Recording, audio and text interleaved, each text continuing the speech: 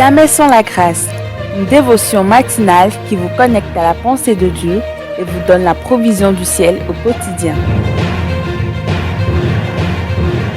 Bonjour chers amis, chers internautes, nouvelle journée, nouvelle provision, bienvenue dans cette nouvelle dévotion, que Dieu vous bénisse Père, nous te célébrons, merci pour cette nouvelle aventure, dans cette nouvelle année, ta provision qui nous est renouvelée, nous te louons ce matin, béni sois-tu Jésus, Amen.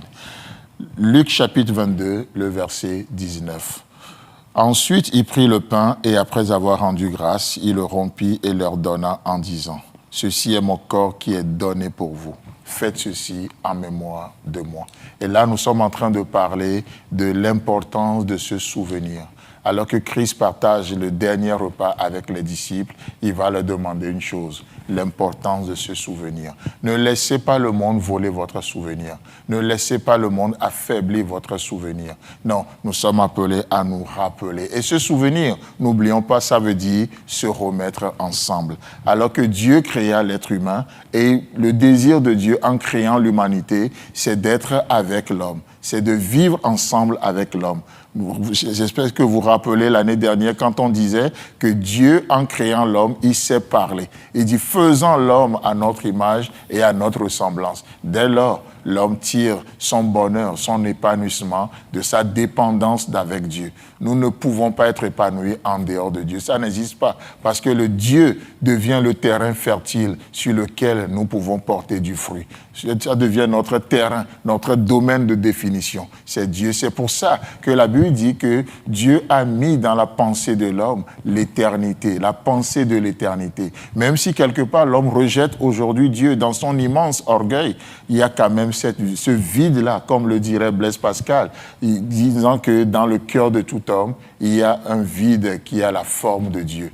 Il n'y a que Dieu qui peut combler ce vide parce que Dieu, en créant l'homme, il n'a pas parlé à la terre, il n'a pas parlé au matériel, alors le matériel ne peut pas combler ce vide. Il sait parler à lui-même. Faisons l'homme à notre image et à notre ressemblance. Alors, notre épanouissement ne viendra et viendra que de Dieu et de Dieu seul. C'est pour ça que Dieu vient dans le jardin d'Éden chaque soir pour s'entretenir avec l'homme, se remettre ensemble. Et vous savez, le monde, nous sommes dans un monde chaotique, n'est-ce pas? Le monde chaotique et le chaos est passé aussi par là. Alors que Dieu venait dans le jardin, l'homme va pécher. Le péché va créer de chaos. Et l'homme, qu'est-ce que l'homme va faire? L'homme va se séparer de Dieu. Alors que Dieu sera toujours fidèle. Lui va venir dans le jardin d'Éden, comme d'habitude.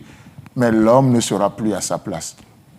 C'est ainsi que Dieu va parcourir le jardin le soir en cherchant l'homme. Où es-tu? Où es-tu par rapport à ma pensée? Où es-tu par rapport à ma vie? Où es-tu par rapport à la communion avec Jésus-Christ? Où es-tu par rapport à ton éternité? Où es-tu? Et Dieu cherche l'homme. Où es-tu? Où es-tu? Et l'homme va répondre, j'ai entendu ta voix et j'ai eu peur. Qu'est-ce qui te fait peur ce matin? Tu peux en parler à Dieu. Qu'est-ce qui te fait peur?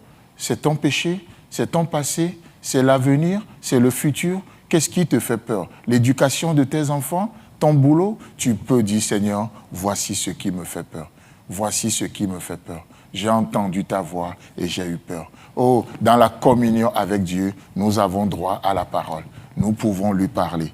Nous pouvons lui parler. Comme Mère Teresa le disait, cette femme réputée non seulement pour ses bonnes œuvres, mais aussi pour sa vie de prière. Il lui a été demandé, Mère Teresa, lorsque vous priez, qu'est-ce que vous dites à Dieu? À cette question, elle répond, je l'écoute. Et on lui dit, mais alors, lorsque vous l'écoutez, qu'est-ce qu'il vous dit? Et elle répond, il m'écoute.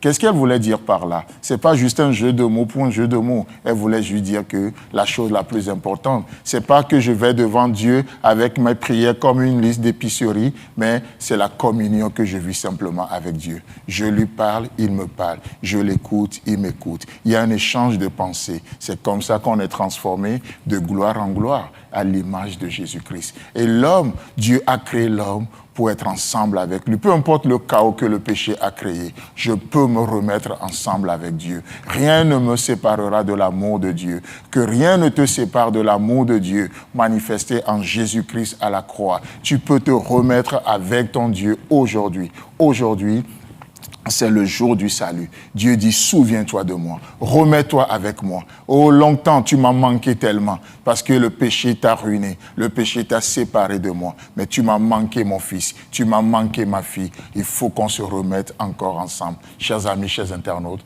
que Dieu vous bénisse. Et si Christ tarde à venir, on se retrouve demain.